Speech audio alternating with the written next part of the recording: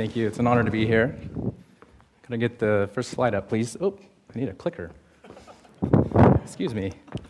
I need to get a little clipper. Thank you, thank you. The shortest TED Talk in history. Okay, I'm here to talk about the world's oceans. The oceans are the Earth's last frontier. The surface of the Earth is covered by 71% water, and of that 71%, 95% is unexplored. Now, for most of that 95%, you might need modern technology like this submarine to explore. But for me, the last frontier on the planet is equally as interesting in the shallows. So you might be looking for schools of hammerhead sharks, in this case taken in the Galapagos, or for the smallest seahorse in the world. This is a pygmy seahorse, about the size of your little pinky nail. But all it really takes to explore the shallow oceans is to put a tank of air on your back, and for me, to carry a camera to document it. Last November, I went to the Eastern Fields Atoll, and this is the remains of a sunken volcano about 450 nautical miles wide, and it sits right between Papua New Guinea and Australia. And at its closest point, it's still 90 miles from land, so it's extremely remote. Now, there's no land there, but it's a system of shallow reefs and has unpredictable tides, and so it's quite treacherous for boat traffic, which is one of the reasons it's so untouched. Now, this is a flashlight fish, and I had been fascinated with bioluminescence since I was a little kid, but I'd only ever seen pictures of flashlight fish in aquariums, and in fact, I went to aquariums to see them myself, but I'd never seen video footage or even photos of flashlight fish in the wild. And I did a Google search, which pretty much for me is the world, and didn't see anything. And when I was in PNG, I heard a rumor that there was a shipwreck in which thousands of flashlight fish could be found. And so naturally, I went to look for it. And this is a video of the bow of that shipwreck. And in the bow is a hole. And from this hole stream hundreds of flashlight fish every night when it gets dark. And because no one had ever shot this in the wild, we really didn't know if this would work. But we went anyway, and I set up cameras about 15 minutes before sunset. And we went in on rebreathers because we weren't really sure when these flashlight fish were going to come out. So rebreathers allowed us to stay down and just wait for them. And if I could get the lights for this next part. So about an hour after the sunset, it's pretty boring to wait in the dark. This is what we saw. And this is what I believe to be some of the first footage of flashlight fish ever taken in the wild. And they streamed out of this hole for about 10 to 12 minutes. But since I was a software guy, I thought maybe we could visualize this a different way. So what I did was wrote a script that took every frame of this video and combined it with every preceding frame. And so what we're getting here is, in real time, this magnificent work of bioluminescent art where the flashlight fish themselves are the brushes. Now, it's like 10 to 12 minutes long, so I sped it up. And this is this final image. And it was really striking to me that we could sort of descend on a shipwreck and capture this in the first go. I was actually really lucky. But there you go, art from nature. Thank you.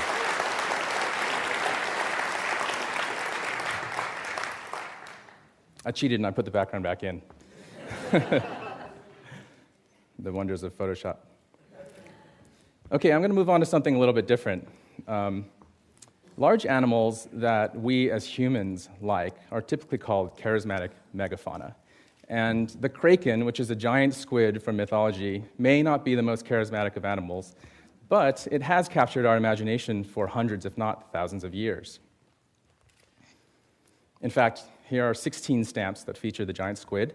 And as you can see, in many of them, the giant squid is here depicted battling its undersea nemesis, the sperm whale. Now, many of you have probably seen images like this There's a scene in one in the book in 20,000 Leagues Under the Sea where giant squid attacked people, and it's all very exciting. But it turns out that the giant squid is real. Now, this image was taken in 1873, obviously not by me, and it's of an Architeuthis dux giant squid. Now, these are the longest giant squid. Their adult female can reach 43 feet in length and can be around 600 pounds. So quite a scary sight if I ever were to see one underwater. Here's a more modern picture of one. This one is a specimen that's at the Georgia Aquarium, and this is a photograph of scientists preparing it for preservation. There's a group of islands called Ogasawara in Japan. They're about 620 miles south-southeast of Tokyo. And in 2004, for the first time in history, an adult giant squid was photographed by a remote camera at 3,000 feet in depth. Now, this is in 2004, so 6 years ago, this thing was photographed in the wild for the first time in history. In December of 2006, Japanese researchers caught one, and they pulled it up to the surface. It was still alive, and they took video footage of it. And this was the first video footage ever taken of an adult giant squid. So, very recent stuff. And in Ogasawara, Ogasawara is tied to cetaceans. So all of the signage has cute little drawings of whales and dolphins on them. This one's photorealistic. But it's really hard to get to. There's no airport there. And so Japanese tourists go to Ogasawara via a 25-hour ferry ride. And they go there to see dolphins in the wild, both on the surface and underwater. Now, these are Indo-Pacific bottlenose dolphins, and they really didn't seem to mind our presence. In fact, I think they were asleep because one eye was closed, and dolphins sleep with half their brain at once. But it was still really fantastic to get to photograph them underwater. But actually, the reason I went is that I was really interested in sperm whales. And I've been in the water with a lot of big animals, including big sharks and other types of whales like humpbacks. But until last year, I had never even seen a sperm whale, and that includes seeing them on the surface. And so what we did was we went in search of sperm whales using underwater hydrophones, which are really a fancy name for plumbing equipment, as you can see here. And because sperm whales make noises like dolphins do, they echolocate and they communicate with each other. And in fact, they're thought to even stun or kill their prey using sonic blasts. And they're also the largest carnivore on the planet, so you can understand why we would want to jump in the water with them. This is the typical underwater cetacean encounter. Usually they sort of swim by and check you out and then keep on going, which makes you feel not so special. But we did get a closer view of some of these sperm whales there. These are juvenile males and females. And we were really lucky because we had a really large male come in. Now, this is probably pretty close to a sperm whale's maximum size of 60 feet. And male sperm whales, when they reach sexual maturity, go to more extreme latitudes to feed, and they're pretty much solitary.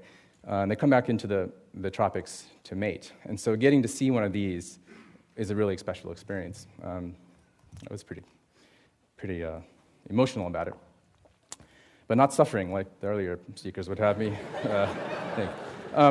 So I saw some other things there too. This is a pelagic 7-arm octopus. It's actually quite big, as you can see.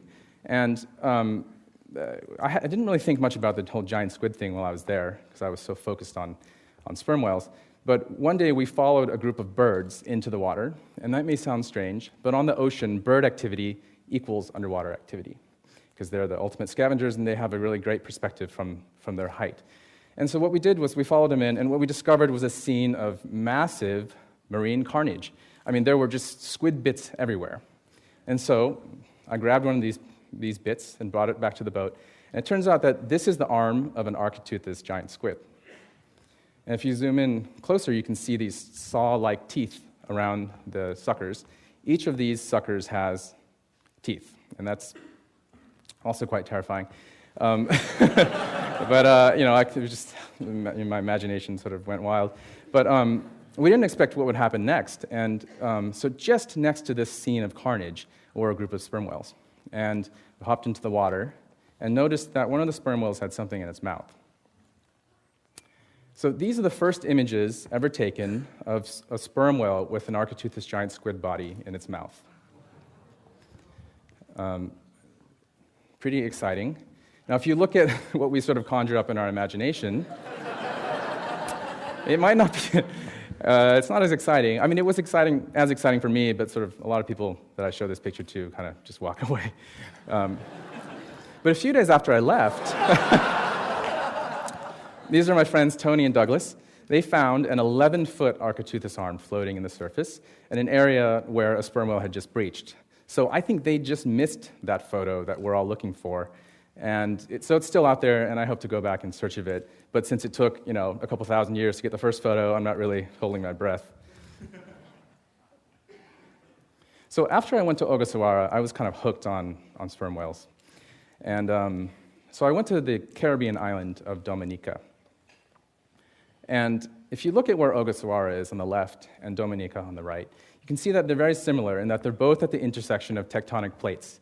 And so these tectonic plates push against each other and create an undersea mountain range that pokes up above the surface, and you get islands. But what it also provides is a ridge line at about 3,000 feet in depth where these squid live, and not so coincidentally, it's where the sperm whales are also found. This is off the west coast of Dominica, off of the capital, and this is a pod of sperm whales. They actually have two resident sperm whales there, two resident pods of sperm whales, one called the Group of Seven, and the other, the Utensils Group. And local researchers and whale watch operators have named all of these whales, and they come back year after year. And so they sort of feel like family to these people. And once again, we used plumbing parts to find them, although in this case, this is actually a serving bowl covered by neoprene. And we struck gold. I mean, it was incredible. Our visit there happened to be timed with massive sperm whale aggregation. Now, sperm whales are really social animals, so they do congregate frequently, and they rub against each other and do things that, we probably really don't understand that well, but they are bonding, and they're rubbing dead skin off each other, and they're making a lot of noise. Now, when they're doing this, you can swim right up to them, as close as you want to, within reason. And remember, we're on permit, so I wouldn't suggest trying this yourself. And, you can get some really striking images of these whales from just a few feet away. So this is what makes Dominica special.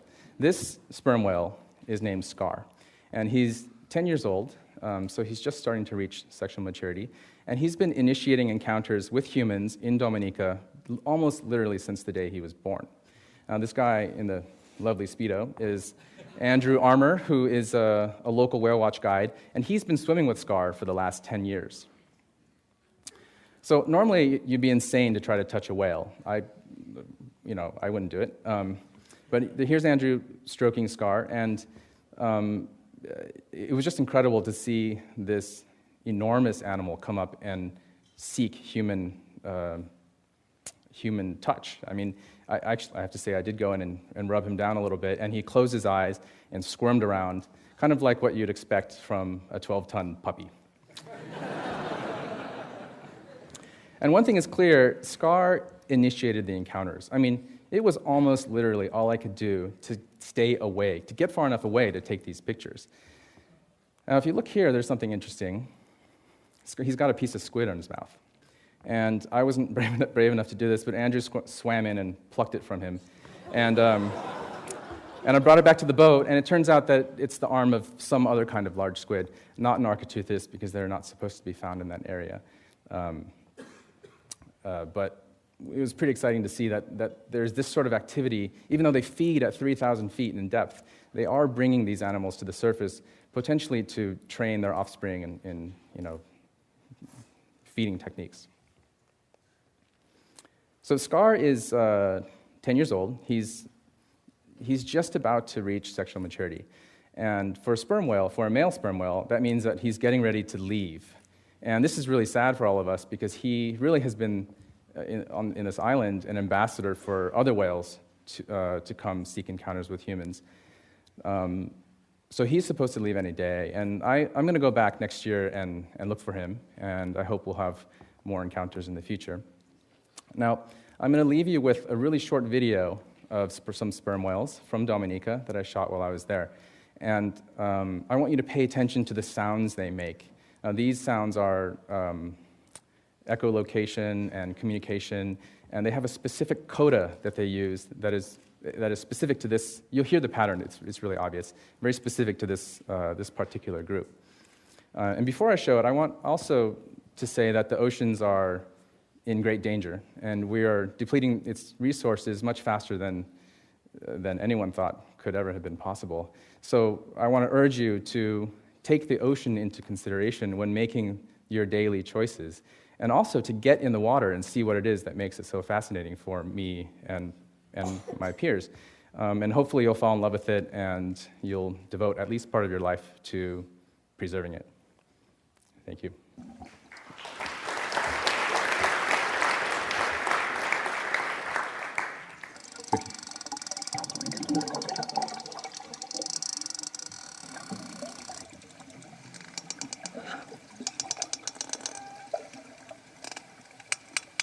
That's the coda.